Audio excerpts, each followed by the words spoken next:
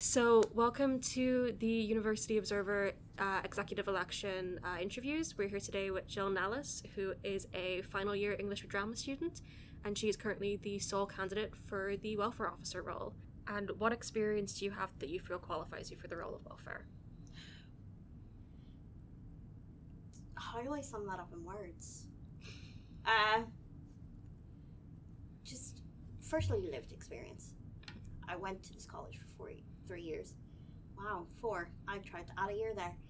I went to this college for 3 years, and I just understood so many issues that I don't think a lot of people who, say, walked into this completely able-bodied, completely untouched by everything would understand. But also, I have held the position of diversity and inclusions for a year now, and I understand that to run a society and to be part of a society, you need kind of authenticity, and you need a heart, and you need a voice. And I think that's one thing that I am very prepared to do. I'm very active, and I'm very capable of learning. I'm very quick to learn, and I myself, actually, in second year, I ended up winning a welfare case that was not totally done by the book on the university's part. What to you is the single most important part of the role of welfare officer? Student engagement, I would say. You need to be the person that people will look at and go, she is friendly, but not only is she friendly, but she is approachable. I want to tell her these things that have happened to me. I want to tell her my experiences, because if I don't, then I'm not going to fix it. That type of thing. Mm-hmm. And I think that's probably the most important thing for me as welfare officer. Hopefully I would get across. What would you say are the 3 main issues that UCD students are concerned about? Housing. There is a housing crisis, and it's not getting better. And I think the pricing of our current housing is probably the one thing that everyone is concerned about. To me, I think as well, total equality is a real big issue for a lot of students. Everyone who I've sort of discussed going, hey, what do you think is important to you? Because when writing my manifesto, that was a big thing for me. I wanted people to tell me what they wanted out of their SU, not what I thought was important. As a 22-year-old woman, I sat there and I really wanted these people to tell me how to advocate for them without fully taking on that role at the beginning. And I think equality was one thing that really, really stood out to me. A lot of people in certain courses felt that they were being looked over, or that they were being spoken over in certain senses, and that's heartbreaking to me. The third issue that I think a lot of students really, really struggle with as well is just general stuff. For me, whenever I was speaking to my other disabled people on UCD campus, disabled observatories weren't being opened. So access obviously was a big part of my manifesto, but I think just academic access, not even in the disability or physical accessibility realm, proper access to people who maybe would not totally have that door open to them for a college education or for financial support. Complete access of knowledge is a really big issue. Do you think this year has been a good year for engagement with the SU? Yes, I really do. I think over my 3 years, especially as a student, this year has been the one proper year that I have seen the SU taking a good stance and a completely coherent stance to like student welfare and student body voice and everything to do with that. I think engagement definitely has been up, and I think that's a true testament to the current SU and the current teams. What would be your plans to increase engagement with the SU next year? I really, really want to work closer with a lot of more societies. I think the SU, and this is absolutely no fault of their own, but it is in an office in a building that not a lot of people would walk into. And so those who are maybe not as aware of social media or not really in tune with it, not wanting to be, they're not going to fully know what the SU can do for them. So I think if we start kind of splitting it up and understanding that one society, we could work with them in one event and then go into it and sort of flesh out the familiarity amongst students on campus. That would be one thing that I think would be really helpful for engagement. Can you talk us through the housing points on your manifesto? Yeah. So one thing that I have noticed is that housing has firstly been rated by like availability, which I just don't think is appropriate. I think for me personally anyways, whenever I was applying to live on campus the past 2 years, it was completely price dependent. The new rent is sky high and crazy, and I don't know very many students who can walk in and go, I will just pick from this list on which ones I like the most, and price doesn't come into it. I have never heard of a student say that. I don't think that is a thing that students say. We are all on a budget. We are all trying to get an education. So the first thing that I would have is that every single grouping of names of places would have the prices and listed next to it. And not only that, but if you are able to say, this is my ultimate top of my budget, and these 2 or 3 accommodations fall underneath that, that needs to be taken into consideration from the university. We cannot sit and put someone who can only afford Merville in the village penthouse apartments and that be their only offer, because once those offers go out, it's hard to sort of negotiate on where you're placed, and I don't think that should even be a negotiation that needs to take place. Second to that, I also think that I have also put on my manifesto a point about how the housing offers are released.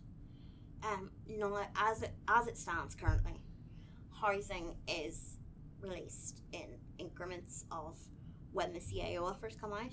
So we are all told whenever the first years get enrolled, but the allocations per year don't change, which I just think, if those allocations don't change, why are we not giving the 2nd to 4th years and beyond more time to look for alternate housing?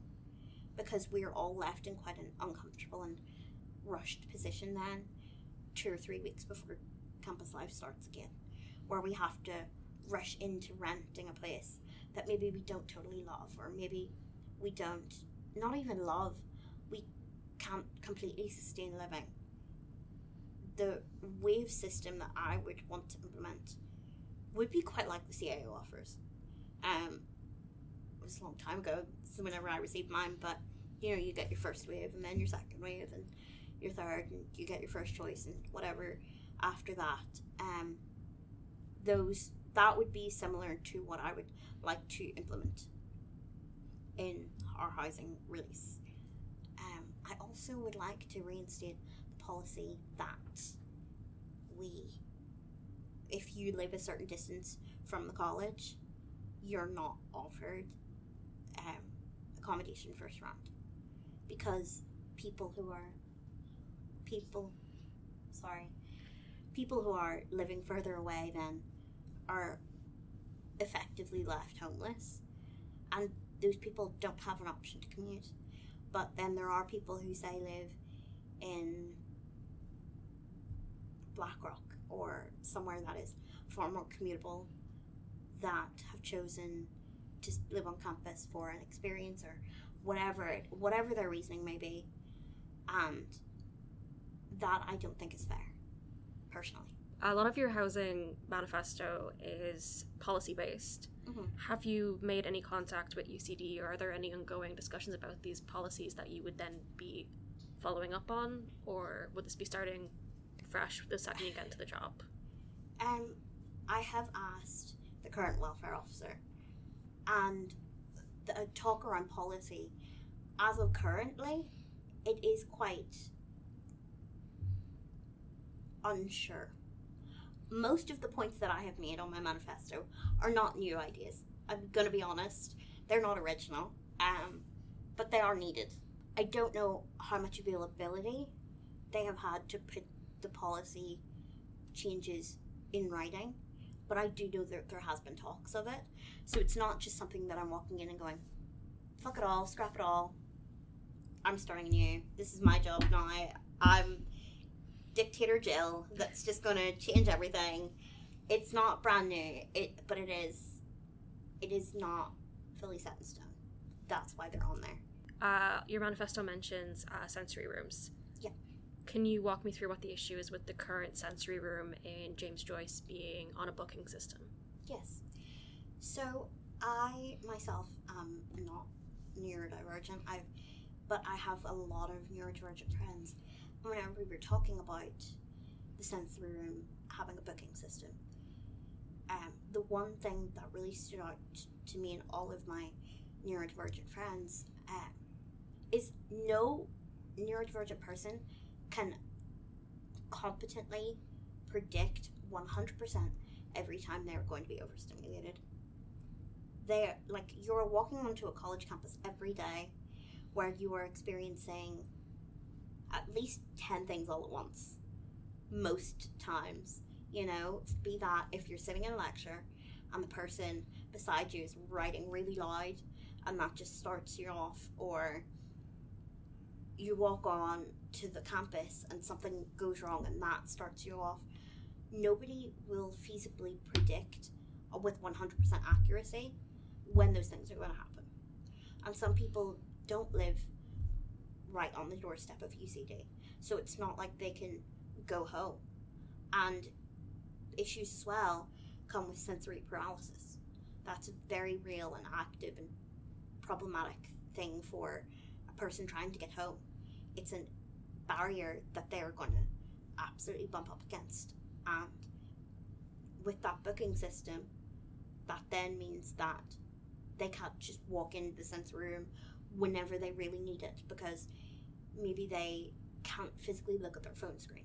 Maybe they cannot go through the booking of clicking a couple things. Maybe that's just all too overwhelming and they need to just sit somewhere that they can destimulate and kind of recenter themselves. The booking system is completely, it's understandable that they didn't want to overwhelm the room, but it is completely impractical whenever you speak to neurodivergent people and have a basic understanding of what goes into the necessity of a sensory room. Okay, and with your manifesto point of introducing more sensory rooms to Yes. campus, are there any buildings you'd be looking at in particular, and have you spoken to estate services about these plans? So I have spoken to the current SU about how capable I would be of doing this, and I'm aware that Science North is getting a refurbishment, so I could put in a claim to put a sensory room in that room. I would be looking to put more than one in a different place of campus, because whilst the James Joyce Library is kind of at the epicenter of campus, again, sensory paralysis. How is a person going to walk from Sunderland the whole way to James Joyce if they are so overwhelmed that they physically can't move.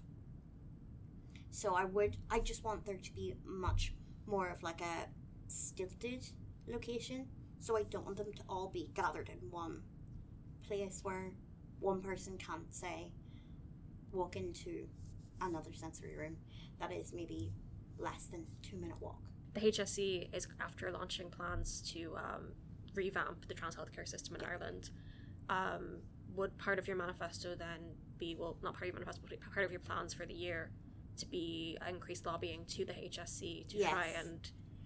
Yeah. Thank you for bringing that up. Yes, I really wanted to put that on my manifesto. I ran out of words to put it on. But yes, no, that is a big, big part of what I would love to do. I would love to lobby to the HSE in general. I think the HSE has a lot of flaws, but we've let down our trans community on our doorstep. We have just let down people and made it harder for people who already have hard lives. And I would love to completely lobby for the HSE to really make advancements in that. Because words are all well and good, but if they're not, actions. And what exactly would you be lobbying HSE on the grounds of? Like, is there any particular pathways that you would like to see the HSE take up? I think right now there is a lot of box ticking with trans healthcare, which I find very strange. I'm a cis woman, so I feel very weird kind of saying, like, as a person who knows trans people, I decide this. But I'm acknowledging my privilege, and I'm saying that I think that why is there box ticking? Why are people sitting here and saying, okay, well, do you feel like this? Yeah. And then that gets that person through. Every trans person's going to have a unique experience. So we need to understand that uniqueness and not invalidate someone who has that uniqueness. Like, invalidate someone because maybe they don't feel like someone, you know, like Tom down the road or this other person that they met once, you know, that they ticked a box because of. I have read a lot of literature around just how people are treated, especially by the HSE themselves. And it has disgusted me. It has broken my heart. I feel so completely just for these people that want heard, want healthcare, want hormones, want surgeries, and they feel like they're being dragged back into this like identity that doesn't fit them, or this identity that never fit them. And I really just want HSE to understand that no trans person is going to be the same as the other, but also we need to be much more forthcoming with these services. These are not our like special little services that we're going to hold in a little box and only a select few amount of people are going to avail of them. The people who are going to ask to avail of them are the people who need them. And that is not something that we should actively deprive anyone. We should not deprive anyone of feeling like they are themselves. So one of the points on the rear of your manifesto that I think will catch a lot of people's eyes is you're proposing bringing in an anti-fraternization policy between staff and students. Yeah. Can you talk me through what exactly is meant by that and how you would like to see it brought in? Okay. So I naively assumed, whenever I was just a student here and not running for welfare, that there was an anti-fraternization policy in the sense of like romantic relationships between students and professors and teaching staff, and there isn't. And that shocked me whenever I learned that, because there is a certain component of power dynamics that could be really abused there.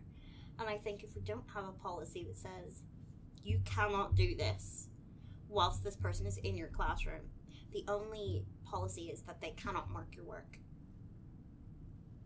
And marking work doesn't really mean much in the grand scheme of things if that person is still holding a position of power over a student and is romantically involved with that. That is so just not right. It's a little icky. And by a little, I mean a lot. And I just honestly think that this is a policy that should have been implemented years ago, but it hasn't been. And I think it needs to be in writing. It needs to be. And I'm not saying that, you can't sit there and, ask your professors for advice or, say if you're going to a play and they happen to be there. I don't think there's anything I would say against, joining them and having a conversation about that. But again, whenever I left high school, there was still those rules of students and teachers shouldn't date. But that was like more age dependent, I guess, because that was a minor and a not minor. But I don't think that age has anything to do with abuse of power in relationships. And I think that clearly needs to be put in writing, because there are people out there who will ignore and say, well, it's not against the rules, so I can still do it. Or, well, it's not technically there, so it's not technically that bad. It is still bad. And we need to protect our student body so that people don't miss lectures so that they feel that because they feel uncomfortable, or because they don't feel that there is the right legal literature to back up that they are a person here for an education and not a person here to be propositioned by anyone. Okay, just as kind of something we brought into probably when discussions have happened about this before, because I assume they would have at some stage, there are certain aspects of university life where it's difficult to make a cut and dry rule on things like fraternization, particularly among postgraduate students who might be more among their peers with the academic staff, but also some people might have entered into relationships prior to becoming a postgraduate teacher with someone who's still an undergraduate, or someone they would be teaching in their department. Maybe not teaching them specifically, but in their department. Is there any, I suppose, groups or organizations you would like to be working with to try and ensure that people can still be able to socialize within their department, but have their kind of feel protected by policy, but also still be able to kind of live naturally and organically within their academic life? By groups and organizations, what do you mean? Like college-based or both, bigger? like externally, like would you be interested in bringing in like organizations like, like organizations that deal with like consent and women and organizations of that nature, but also like talking to like, existing departments to see like what existing teaching staff would feel comfortable with, or if there would be any nuances they would like to see brought in? I mean, absolutely. This is something that is a grey area, like you said. It's not going to be underlined and full stopped and that's it, and it's going to go in its wee box, and it's not going to be, a policy that we all don't question. Again, I said I have on my manifesto, but consent workshops and continuing that type of thing. So I would like to tie into the consent workshops different charities around Ireland that we could say bring in about, women, protection of women's rights and consent and different things like that, and also bring them in on these types of conversations. But yeah, I do think this is something that we need to kind of discuss with the bigger part of UCD. We need to discuss it with the older students who there might be an age gap of like a year between them and their tutor, or their tutor might be younger than them. Things like that. I think we need to discuss that with them and see where we can draw that line. What particular language needs to go into that. But I do think that my motivation behind this anti-fraternization policy is purely just protection. Protection of people in a classroom who just want to get an education and they don't want to feel uncomfortable. You know, as women, I think, or anyone, like, this is not a woman-specific issue. This is not. You walk into anywhere in life, and I think there is going to always be that awareness of being leered at by someone, or, you know, being made uncomfortable. But my main goal with this policy is that whilst you can be made uncomfortable in the greater society, and that is still so wrong, and I hate that anyone has to feel so poorly, you are protected within your classroom. You are not going to be uncomfortable within your classroom by your professor. Your classroom is your educational space, and I don't want anyone to feel as though their education is jeopardized by that. So, thank you so much for coming in. No worries. And yeah, voting will be opening on the 30th online, and then in person again on the 4th.